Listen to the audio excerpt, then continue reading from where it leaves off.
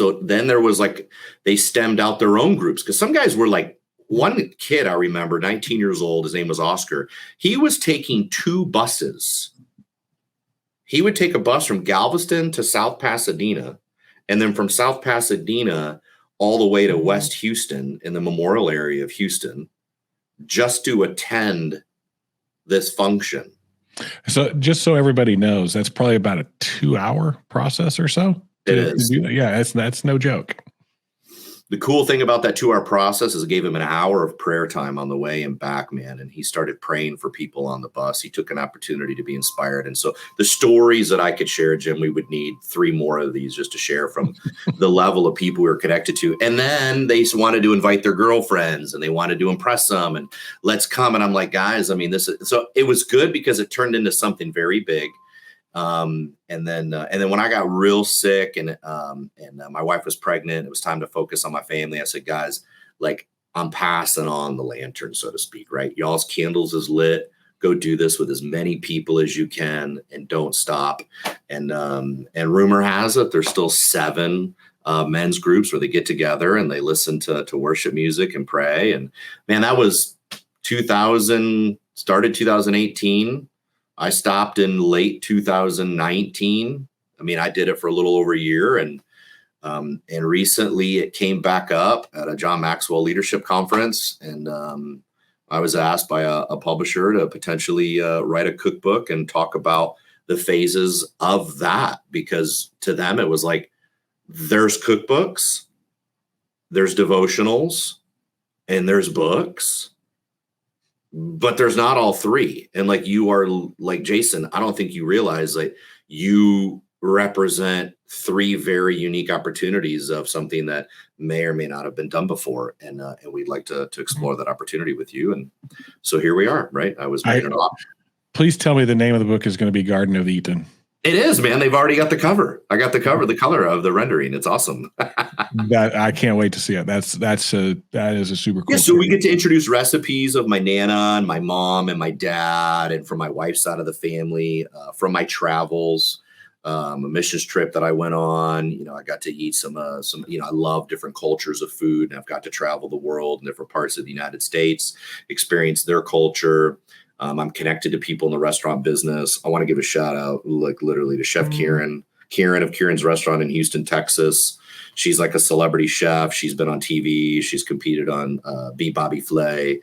And man, if I want to take over, she wants me to take over her restaurant. Kieran, I want to take over your restaurant. You're asking too much money for it. But I got to tell you, dude, she's like my second mom. I love her. She's a believer. And she makes unbelievable food. She touches so many people's hearts. And if I could do something even remotely close to the people that she touches through food, I mean, that's somebody that I would collaborate with every day of the week and 10 times on a Sunday. So I'm going to need a link to that restaurant so I can go check it out when I'm in Houston. You cannot come to Houston without going there with me. That's okay. Let's go do it. Like if I found out that you went there without me, and ain't like, well, what is it? Steve Furtick said, "The offense is the event. It's a choice to remain offended. You would offend me, and I would choose to remain offended." I was kind of hoping you'd say you'd go. So that basically means you can't come to Houston and go there without me, man. Gotcha. Last thing. Yeah. I noticed like a bit of a theme here. The food thing, the joining and leading in a church, VP over at First Choice, the previous history and accolades there, the getting sick and dealing with that, a baby that wasn't supposed to be here. And as I watch you and talk with you, you have this emotion about you that's joyful. Talk to us about that for a minute.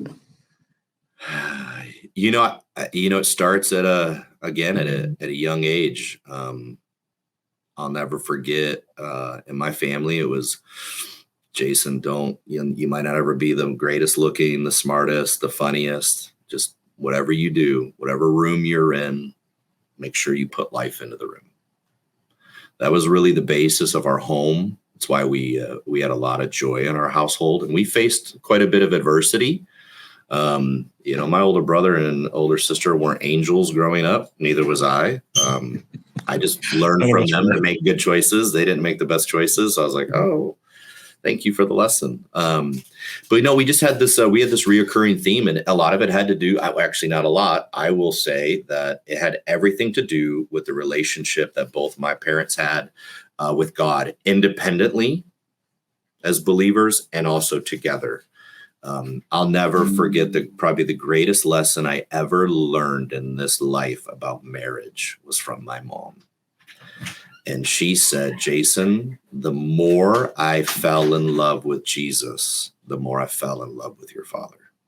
Boy, and it just, it's going to make me emotional because it's resonated with me. The closer I get in my walk with Christ, the more I love my wife, even for the things that I might not like, my body and my mind tells me I don't like. I find myself loving her more. And then in turn, it's reciprocated. And that gave me, I just witnessed so much joy. Joy over occasions, even in death. We celebrated the person's life, knowing that they were in heaven and that we would meet them in heaven when it was our time. That was with family and friends. And so this theme of like choose joy just resonated with me throughout my life. And there was a period of time where I didn't. I was very depressed. I had somebody of 16 years of my life have an opportunity not to leave me, and they did. And then I got sick. And during that was when I was my strongest in my faith too, right? I had the strongest walk with the Lord at that time in my life. And so there was times where I actually prayed to the Lord and said, God, I am enough. I've done enough. I don't need to wake up in the morning.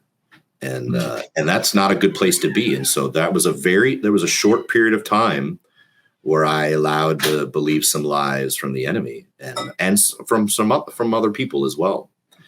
But man, there was still that reoccurring theme because the people that were closest to me that I just mentioned, like my parents, like my wife, like Aaliyah, like my best man in my wedding, my brother, Fendi Onabon,